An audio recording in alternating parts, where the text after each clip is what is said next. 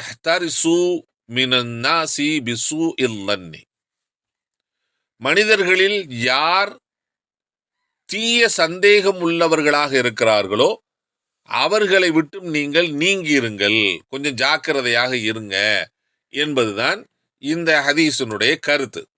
இப்போ வெளிப்படையில் பார்க்கின்ற போது சரிப்பா ஒருத்தர் கெட்ட எண்ணம் உள்ளவராக இருக்காருன்னா அவரை விட்டு நீங்கி இருக்கணும் அப்படிங்கிறது ஒரு நல்ல ஒரு செய்தி தான்.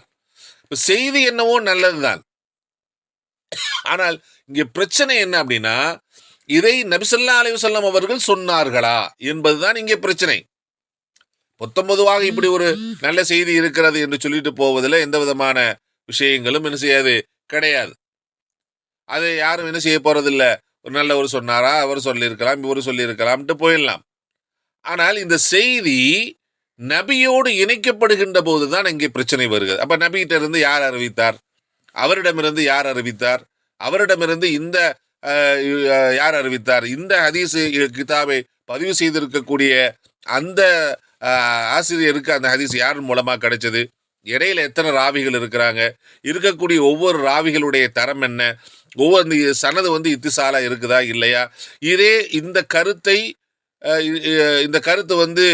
இதைவிட சிறந்த ஒரு அறிவிப்பாளர் தொடரில் இருக்கக்கூடிய திக்கத்தான ராவியினுடைய கருத்துக்கு முரண்பட்டு இருக்கிறதா, ஷாதாக இருக்கிறதா, அல்லது இதுல எதுவும் குறை கூற தகுந்த மாதிரியான இதனுடைய சனதுல எதுவும் குறைகள் இருக்கிறதா அப்படிங்கிற கேள்விகள் எல்லாமே எப்போ வரும் அப்படின்னா, இந்த செய்தியை நாம் நபியோடு இணைக்கின்ற போதுதான் என்ன செய்யும், இந்த இத்தனை கேள்விகளும் வரும்.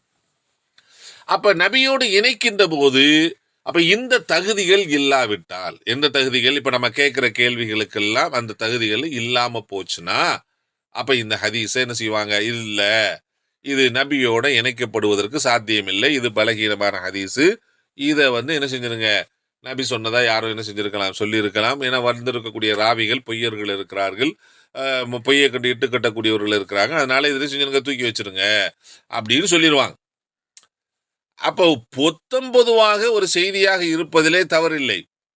ஆனால் இந்த செய்தியை நபி ஸல்லல்லாஹு அலைஹி வஸல்லம் அவர்கள் சொன்னார்கள் என்று சொல்லுகின்ற போது அந்த செய்தி ஃபஹ்ஸ், அங்கே ஆய்வுக்கு உட்படுத்தப்படும். அந்த செய்தி யாரிடமிருந்து வந்தது, எங்கிருந்து வந்தது, எப்படி வந்தது, அதில் இருக்கக்கூடிய அறிவிப்பாளர்கள் என்ன என்கிற ஃபஹ்ஸுக்கு உட்படுத்தப்பட்டு அது சஹீஹா, அது சஹீஹுன் லிகைரிஹியா, அப்ப ஹசனா, ஹசனுல் லிதாத்தியா, ஹசனுல் லிகைரிஹாங்கிற அந்தந்த அந்தஸ்தில் கொண்டு வச்சுட்டு இதுக்கு இந்த அந்தஸ்து இருக்கிறது என்பதா என்ன செய்வாங்க, அறிஞர்கள் நமக்கு இனங்காட்டுவார்கள். இப்போ இந்த அந்தஸ்தில் எதுவுமே இல்லாவிட்டால் அது பலகீனம், அதை என்ன செஞ்சிருவாங்க, சுட்டி காட்டி விடுவார்.